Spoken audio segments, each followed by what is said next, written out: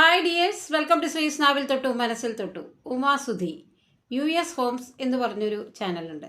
അതിൻ്റെ തുടക്കത്തിൽ ഭാര്യയും ഭർത്താവും രണ്ട് കുട്ടികളും ഉൾപ്പെടുന്ന അവരുടെ ഫാമിലി ആയിരുന്നു ആദ്യം കാണിച്ചിരുന്നത്. പിന്നെ അപ്രതീക്ഷിതമായിട്ടൊരു എപ്പിസോഡിൽ അവരുടെ ഭർത്താവിൻ്റെ അമ്മയെ കാണിക്കുകയാണ്.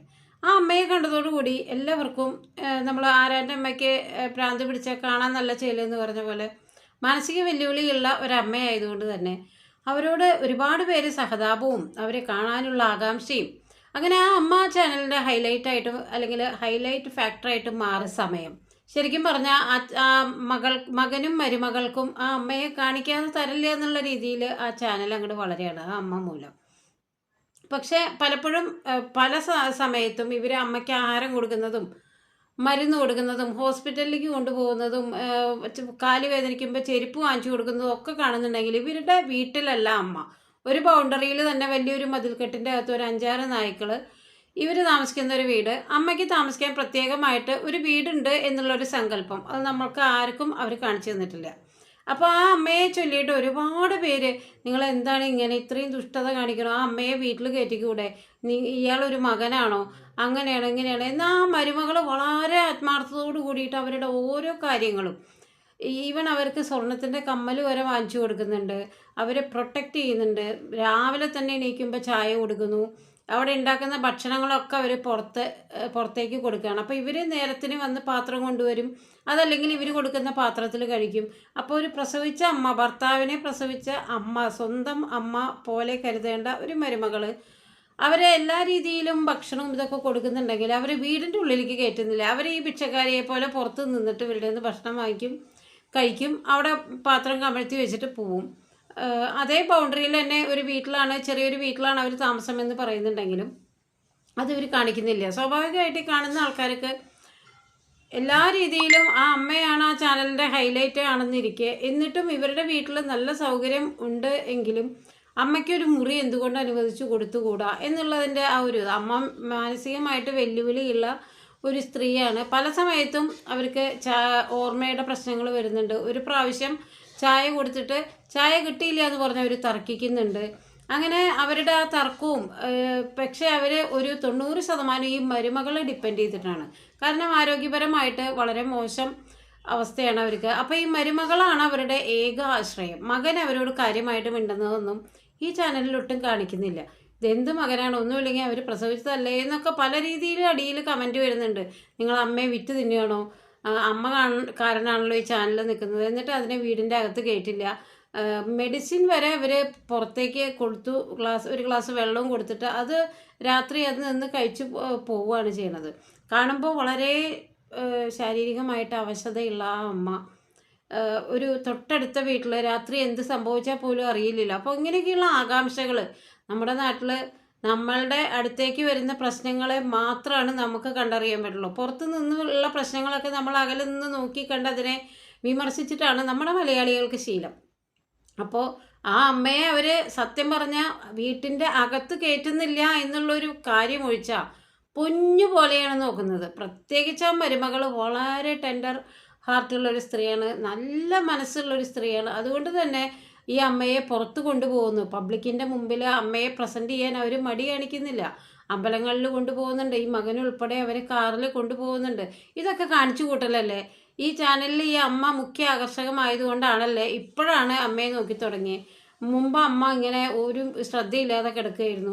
ഇപ്പോൾ ചാനലിലെ ആൾക്കാർ വ്യൂസ് കൂടിയപ്പോൾ അവർ അതിന് വേണ്ടിയിട്ട് അമ്മയെ കെട്ടി എഴുന്നള്ളിച്ച് നടക്കണോടത്ത് കൊണ്ടുപോവാണ്. എന്തൊക്കെയായാലും ഇന്നത്തെ കാലത്ത് പാരൻസിനെ മാക്സിമം എന്ത് പൈസ കിട്ടുമെന്ന് പറഞ്ഞാലും ആളുകൾ പാരൻസിനെ ഒഴിവാക്കാൻ ശ്രമിക്കുന്ന ഒരു പുതിയ തലമുറയുള്ള കാലഘട്ടത്തിൽ പ്രത്യേകിച്ച് മാനസിക വെല്ലുവിളിയുള്ള മൂഡ് സ്വിങ്സ് ഉള്ള ഒരു സ്ത്രീയെ ഭർത്താവിൻ്റെ അമ്മയാണ് എന്നുള്ള ഒരു പേരിൽ അവർക്ക് സഹിക്കേണ്ട ഒരു കാര്യമില്ല. അതിൻ്റെ പേരിൽ കുറച്ച് പൈസ ചാനലിൽ കിട്ടണമെന്നും പറഞ്ഞ് അവരെ കെട്ടിയൊരുക്കി അവർക്ക് ഇഷ്ടമില്ലെങ്കിൽ, തീർച്ചയായിട്ടും ആ അമ്മയെ ഇഷ്ടമില്ലെങ്കിൽ അവർ ഇത്രയും ഭംഗിയായിട്ട് അവരെ ഒരുക്കി അമ്പലങ്ങളിലും അവർ പോകുന്ന സ്ഥലങ്ങളിലും എല്ലാ സ്ഥലങ്ങളിലേക്കും കൊണ്ടുപോകുന്നുണ്ട്. ഇനി ഇൻ കേസ് അവർ പുറത്തുനിന്ന് ഭക്ഷണം കഴിക്കുകയാണെങ്കിൽ അമ്മയില്ലെങ്കിൽ അവർ തിരിച്ച് പാഴ്സൽ കൊണ്ടു കൊടുക്കുന്നുണ്ട്. അപ്പോൾ അവരുടെ ആ ഒരു ആത്മാർത്ഥതയെ ചോദ്യം ചെയ്യുന്ന വിധത്തിൽ അടിയിൽ ഒരുപാട് കമൻറ്റിൻ്റെ പ്രഷർ വന്നപ്പോഴാണ് മകൻ രംഗത്തേക്ക് വരുന്നത്. അപ്പോൾ അദ്ദേഹം പറയണത് ബാല്യകാലത്ത് ഒരു മാനസിക വെല്ലുവിളി നേരിടുന്ന ഒരു സ്ത്രീയുടെ മകനായി ജനിക്കുകയും ആ അമ്മയിൽ നിന്ന് ലഭിക്കേണ്ട സ്നേഹത്തിനും പരിഗണനയ്ക്കും പകരം അയാളെ മാക്സിമം അവർ ഉപദ്രവിച്ചിട്ടുണ്ട്. പല സമയത്തും അധികമായിട്ട് ഹോസ്പിറ്റലിൽ കിടക്കും. കുറച്ച് നാൾ കഴിഞ്ഞാൽ അമ്മ അവർ വിടും, അമ്മ വീണ്ടും വരും. വരുമ്പോൾ ഈ ചെറിയ മകനെ ഒരുപാട് ഉപദ്രവിക്കും, അടിക്കും, ഇടിക്കും ഒക്കെ ചെയ്യും. അങ്ങനെ ആ വേദനാനിർഭരമായിട്ടുള്ള ഒരു ബാല്യം, ആ അമ്മയിൽ നിന്നൊരു ഓർമ്മയോ നല്ല സ്നേഹത്തിൻ്റെ ഓർമ്മയോ ഒന്നും കിട്ടാത്ത മകനാണ്. ഈ പുറത്തുനിന്ന് എല്ലാവരും ഇത് കാണുന്നവരൊരു സിനിമ കാണുന്ന പോലെ എന്തുകൊണ്ട് അമ്മേനെ കയറ്റിയില്ല, ഇത്രയും വലിയ വീടുണ്ടായിട്ട് എന്തുകൊണ്ട് ഉറക്കിയില്ല എന്ന് ചോദിക്കുന്നുണ്ടല്ലോ. അയാൾ ഇപ്പോൾ ആ അമ്മയോട് അയാളും ഭാര്യയും കാണിക്കുന്ന ആ സ്നേഹത്തിനും ദയയ്ക്കും തന്നെ ശരിക്കും പറഞ്ഞാൽ അവരോട് നന്ദി പറയണം. കാരണം ഒരമ്മ എന്നുള്ള ഒരു ഓർമ്മ ആ കുഞ്ഞു മകൻ്റെ, ഇയാൾ ചെറുപ്പത്തിലായിട്ടിരിക്കുമ്പോൾ അത്രമാത്രം ഉപദ്രവിക്കുകയും, അമ്മ എന്ന് പറയുമ്പോൾ ആ അടിയുടെ വേദനയും ഉപദ്രവത്തിൻ്റെ ആ ഒരു ഓർമ്മയല്ലാതെ അയാളുടെ മനസ്സിലൊന്നുമില്ല. എന്നിട്ട് പോലും അയാൾ ഇപ്പോഴും ആ അമ്മയെ പരിഗണിക്കുന്നുണ്ട്. ഒരു കയ്യകലത്ത് അമ്മ കിടക്കുമ്പോൾ ആ അമ്മയ്ക്ക് വേണ്ട മരുന്നും കെയറും ശുശ്രൂഷയും ഒക്കെ അവർ കൊടുക്കുന്നുണ്ട്. ഈവൻ മാനസിക രോഗാശുപത്രിയിൽ കൊണ്ടുപോയി മരുന്ന് വാങ്ങിക്കൊടുക്കുന്നുണ്ട്. ഇത്രയൊക്കെ ദയ അയാൾ കാണിക്കുന്നത് ആ അമ്മ എന്നുള്ള ആ പദത്തിൻ്റെ ആ ഒരു മഹത്വം കൊണ്ട് തന്നെയാണ്. ഇപ്പോഴും അമ്മ വളരെയധികം നോർമലായി എന്നൊന്നും വിചാരിക്കാൻ വയ്യ. ഇവരൊരുപാട് അവരെ ജീവിതത്തിലേക്ക് തിരിച്ചു കൊണ്ടുവരാൻ ശ്രമിക്കുന്നുണ്ടെങ്കിലും ചില സമയത്തെങ്കിലും ബാലിശമായിട്ടൊരു ചായ തന്നില്ല, അല്ലെങ്കിൽ എന്തെങ്കിലും എടുത്തില്ല എന്നുള്ള കാര്യത്തിന് അവർ കുഞ്ഞുങ്ങളോട് പോലും വീഡിയോയിൽ വയലൻ്റായി പോകുന്നൊരു കാഴ്ചയുണ്ട്. അപ്പോൾ നമ്മുടെ കുഞ്ഞുങ്ങളുടെ അവസ്ഥ, അയാളുടെ കുട്ടികളുടെ ജീവൻ അയാൾക്ക് വളരെ പ്രധാനമാണ്. അയാൾ ഒരു കാലത്ത് ആരും ശ്രദ്ധിക്കപ്പെടാതെ ഈ അമ്മയുടെ നിന്ന് കിട്ടുന്ന വേദന അനുഭവിച്ച് വളർന്നു എന്നും പറഞ്ഞിട്ട് അയാളുടെ മക്കളെയും അതേ വേദന അനുഭവിപ്പിക്കണമെന്ന് യാതൊരു നിർബന്ധവുമില്ല. ആ അമ്മ ഏത് സമയത്താണ് വയലൻ്റ് ആവുകയെന്ന് പറയാൻ പറ്റില്ല. അപ്പോൾ അത് ആ കുട്ടികളെ എങ്ങനെയുള്ള രീതിയിലാണ് ഉപദ്രവിക്കുക എന്നും പറയാൻ പറ്റില്ല.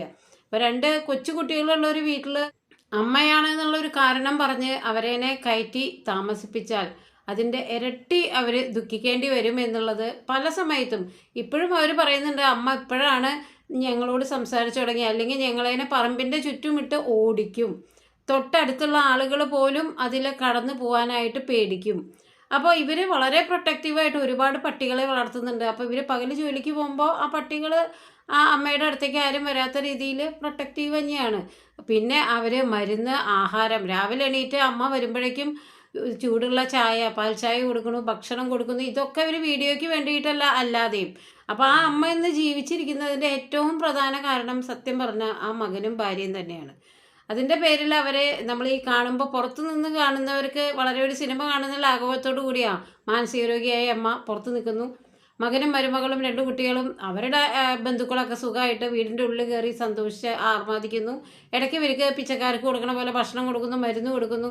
പക്ഷെ ആ അമ്മയുടെ കടമ, ആ അമ്മയുടെ ആ ഒരു മാനസിക വെല്ലുവിളി നേരിടേണ്ടി വന്ന ആ അമ്മയുടെ നിസ്സഹായ അവസ്ഥ കൊണ്ട് ഒരു മകൻ എന്നുള്ള രീതിയിൽ അയാളെ പരിഗണിക്കാത്ത ഒരു അമ്മയിൽ എന്ത് സ്നേഹമായിരിക്കും ആ മകൻ്റെ മനസ്സിൽ ബാക്കി നിൽക്കുക? അയാൾ ഈ കാണിക്കുന്നത് തന്നെ ഇന്നത്തെ കാലത്ത് മാതാപിതാക്കളെ, ഇപ്പോൾ ഇവർക്ക് വേണമെങ്കിൽ ഇവരുടെ മാനസികമായിട്ടുള്ള ആ രോഗത്തിൻ്റെ പേരിൽ ഇവരെ എന്നേക്കുമായിട്ട് ഹോസ്പിറ്റലിൽ കൊണ്ടിടാം, തിരിഞ്ഞു നോക്കാതിരിക്കാം. പക്ഷെ ഇവരങ്ങനെയൊന്നും ചെയ്യുന്നില്ല. വളരെ സ്നേഹത്തോടു കൂടി അമ്മയെ ഒരു കയ്യകലത്ത് വെച്ച് അവർക്ക് ഭക്ഷണം, മരുന്ന് എല്ലാ രീതിയിലും കെയർ കൊടുക്കുന്നു.